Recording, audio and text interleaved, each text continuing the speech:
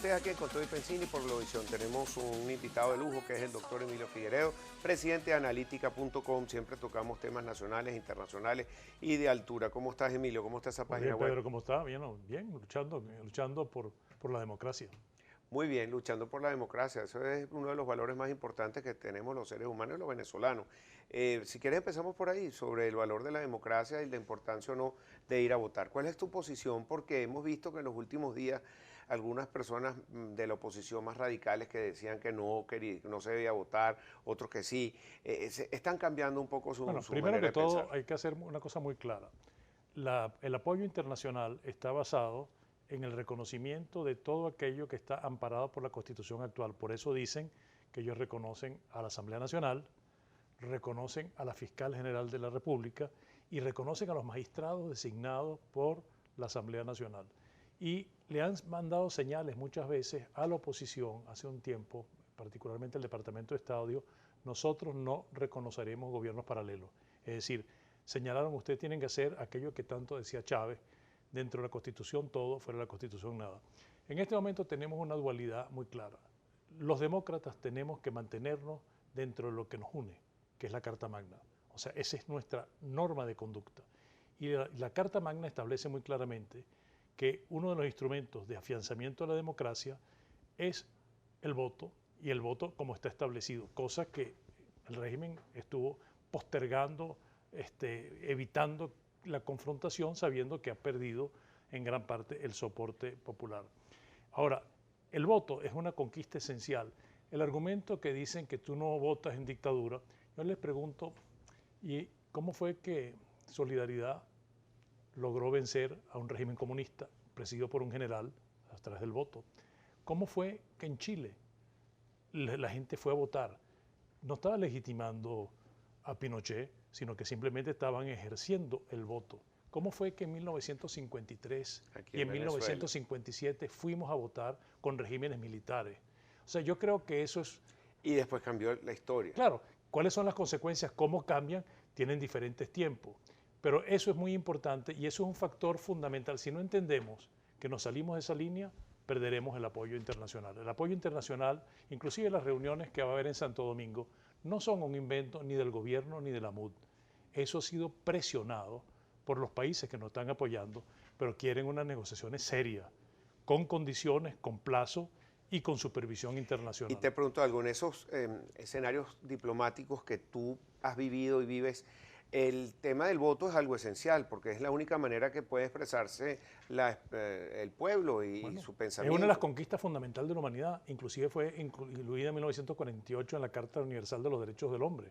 O sea, es relativamente reciente, o sea, el voto ha sido una larga batalla y, por ejemplo, el voto de las mujeres tardó mucho más en lograrse. Claro. ¿Cómo vamos nosotros como demócratas a rechazar el arma por excelencia nuestra? Nosotros no tenemos fusiles, ni granadas, ni nada. Nuestra arma es votar. Ahora, ¿qué argumento le das a las personas que dicen, bueno, pero si hay de repente sospecha de fraude o empiezan a descalificar a algunos de los candidatos a gobernación y los quitan los ¿Y imputan qué por pasó algo con la y no elección de se la asamblea? pueden? ¿Qué pasó con la elección de la asamblea? El problema donde te quitan es donde tú no participas, donde tú no tienes testigos en la mesa. En este momento hay 27 partidos que están unidos detrás de esto, o sea que va a haber testigos y observación en todas las mesas.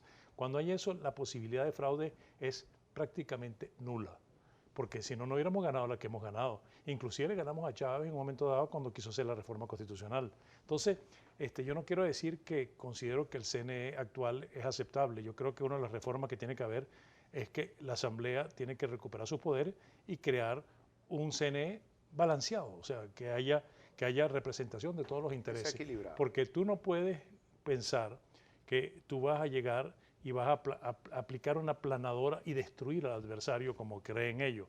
Yo creo que aquí es la hora de buscar los caminos intermedios, la búsqueda del entendimiento, porque Venezuela tiene una crisis tan grave que si no hay un entendimiento fundamental en los problemas por resolver, nosotros iremos mucho más abajo en el precipicio y podemos entrar en una larga noche muy oscura en el que nos tardará muchísimo más en salir. Yo creo que se nos está abriendo un compás de esperanza y de posibilidad.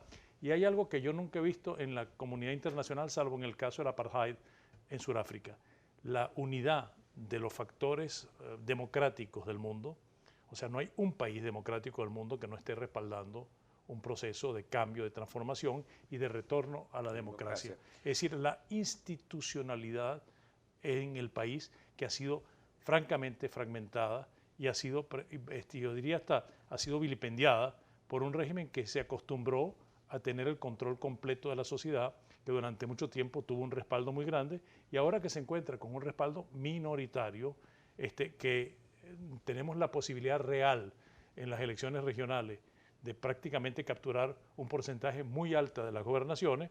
Bueno, hay gente que dice, bueno, no me importa que las sean todas rojas porque yo con delincuentes no negocio, etcétera. Bueno, entonces, ¿qué es lo que quieren? Que sea que ante la comunidad internacional demostremos que sí tienen vida, porque el pueblo venezolano no salió a defender sus derechos, su derecho esencial y el derecho casi esencial de la democracia es el voto.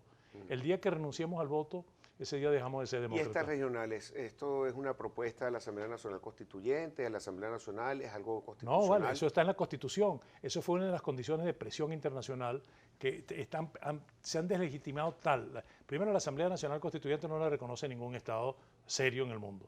En segundo lugar, ellos se vieron forzados a tener que tomar una medida. Ellos lo que simplemente jugaron con los tiempos. Uno, jugaron a dividir la oposición y a crear el síndrome de la abstención.